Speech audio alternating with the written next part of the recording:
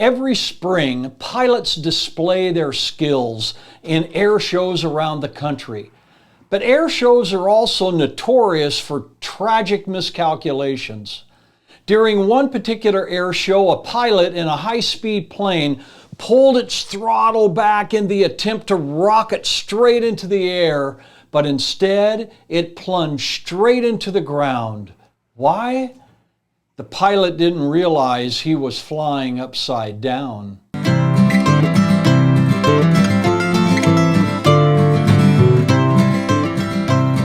In a culture that blurs the lines between right and wrong, calling evil good and good evil, people can live upside down and not realize it.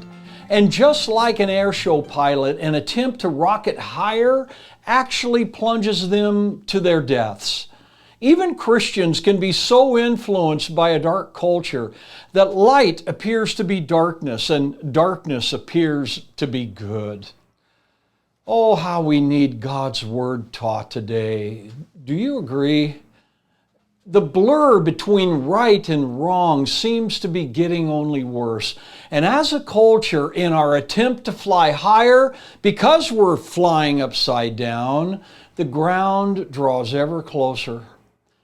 George Washington, after serving his country as a soldier and a statesman and first president for 8 years, said, "It is impossible to rightly govern a nation without God and the Bible.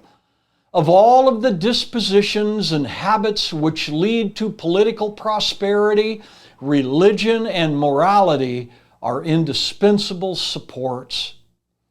What would people think of Washington's words today? I'm afraid he'd be booed, vilified, maybe even banned from Facebook.